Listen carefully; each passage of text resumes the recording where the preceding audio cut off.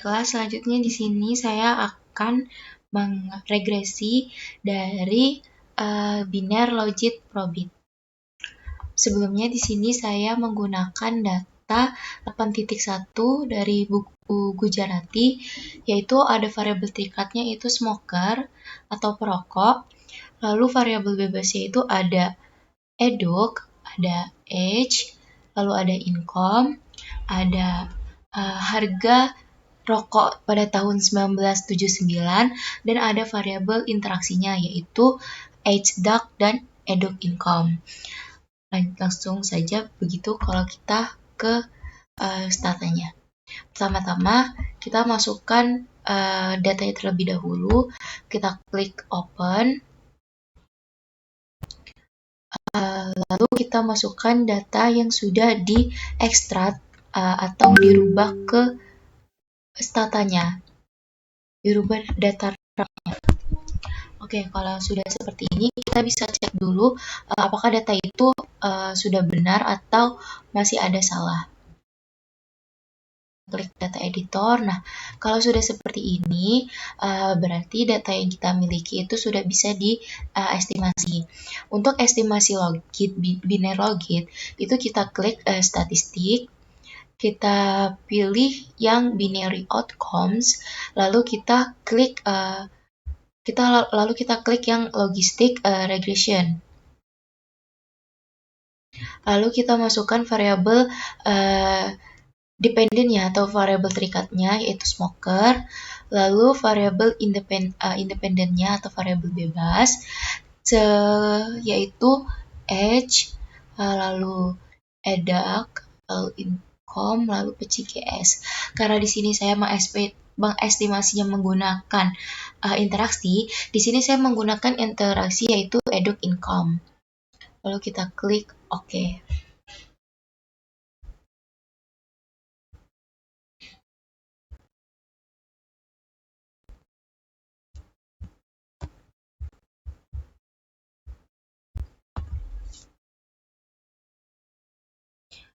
Oke, sini sudah dapat hasilnya.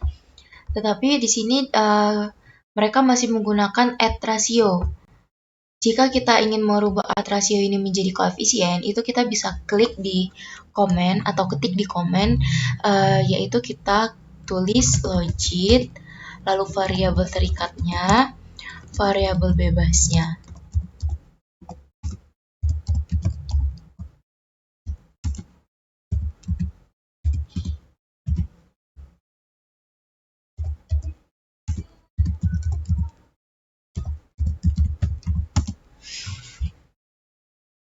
Lalu klik enter. Di sini sudah muncul hasil regresinya. Lalu untuk hasil interpretasinya yaitu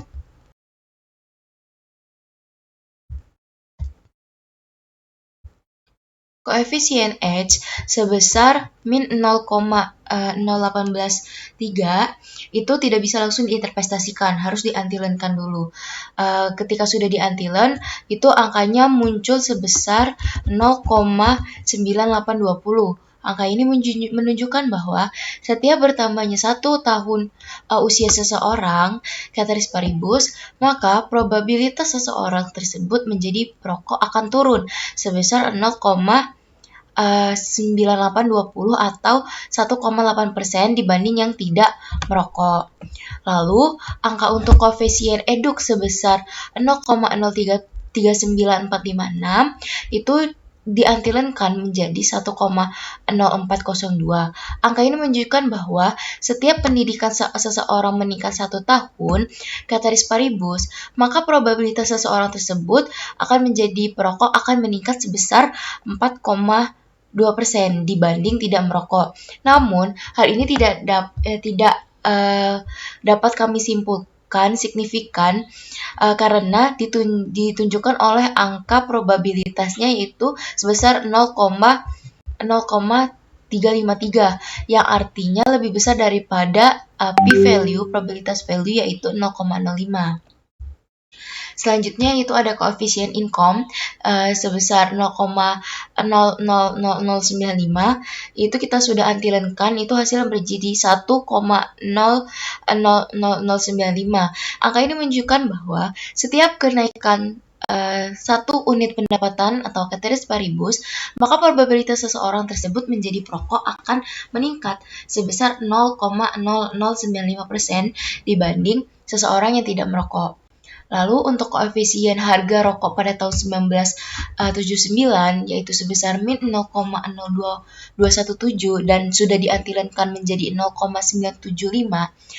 Angka ini menunjukkan bahwa setiap kenaikan satu satuan harga ceteris paribus, maka probabilitas perokok akan menurun sebesar 0,9785 atau 2,15% dibanding yang tidak merokok. Lalu bagaimana dengan interaksi koefisien interaksinya yaitu eduk income. Hasil dari eduk income yaitu min 7 4,5000006 sudah diantilenkan menjadi 0,9999. Angka ini menunjukkan bahwa setiap kenaikan pendapatan satu satuan akan meningkatkan probabilitas seorang menjadi perokok dibanding tidak merokok. Namun, jika tingkat pendidikan meningkat 1 tahun, maka akan menurunkan efek dari pendapatan tersebut sebesar 0,00075% dibanding yang tidak merokok. Selanjutnya di sini kita akan mengestimasi regresi biner probit. Kita tidak perlu membuka datanya lagi karena kita menggunakan data yang sama. Selanjutnya itu kita langsung ke bagian statistik, kita klik yang binary outcome lagi, lalu kita klik yang probit regression. Nah, untuk probit regression kita juga tetap menggunakan variabel terikatnya yaitu smoker, variabel independennya yaitu age, eduk, income, harga rokok tahun 1979, dan variabel interaksinya yaitu eduk income. Itu klik OK.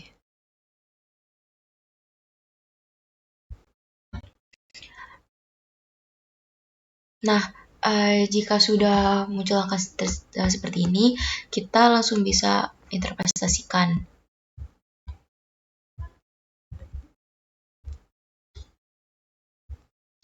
Untuk menginterpretasikan probit, ini kita tidak bisa langsung interpretasikan, tetapi kita harus membuat asumsi-asumsinya terlebih dahulu.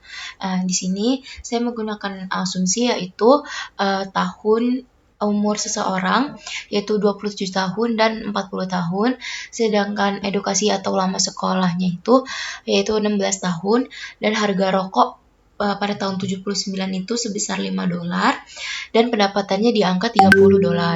Dan untuk variabel eduk income-nya yaitu berarti 16 dikali 30 yaitu sebesar 480. Di sini langsung saja untuk asumsi yang pertama yaitu dengan asumsi umur 27 tahun dan ceteris paribus itu kita sudah dapat itu angkanya sebesar di angka kita masukkan dulu ke persamaan-persamaannya, angkanya sebesar 0,6250 ditambah angka sebesar koefisien dari age lalu dikali angka 27 tahun, lalu selanjutnya itu angka sebesar koefisien EDAK lalu dikali 16 tahun atau lama sekolah, selanjutnya yaitu harga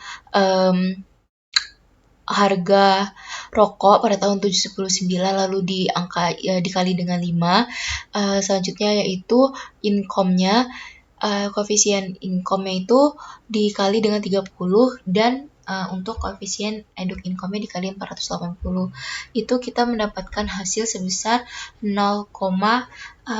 V sebesar 0,66. Lalu angka 0,745 ini kita dapat dari distribusi normal tabel Z. Untuk yang asumsi kedua yaitu 40 tahun dengan ceteris paribus, yaitu tinggal diganti aja angkanya yang di sini itu sebesar 40.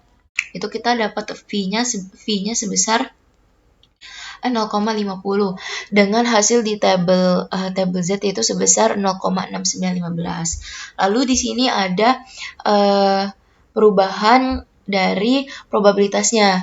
Nah, di sini angkanya itu kita kurangkan untuk angka yang asumsi pertama dan asumsi kedua, yaitu kita dapatkan min 0,54 dengan probabilitas min 0,54 atau 0,054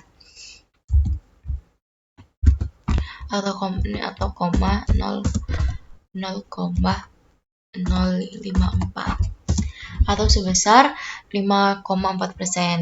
Nah, berdasarkan hasil estimasi probit dengan asumsi seseorang berusia 27 tahun dengan pendidikan 16 tahun, pendapatan 30 $30 dan harga rokok tahun 1979 yaitu sebesar $5, untuk menjadi perokok ada sekitar 74%. Apabila usia meningkat menjadi 40 tahun dengan asumsi yang lainnya sama, probabilitas merokok seseorang itu menjadi 69,2%. Peningkatan usia dari 27 ke 40 tahun ke 40 tahun menurunkan persentase mereka merokok sebesar 5,4%. Hal ini konsisten dengan koefisien negatif pada variabel H dalam model yang mengindikasikan bahwa semakin tua seseorang, kecenderungan untuk merokok itu semakin rendah. Mungkin itu saja yang bisa saya sampaikan. Lebih kurangnya saya mohon maaf. Saya ucapkan terima kasih. Wassalamualaikum warahmatullahi wabarakatuh.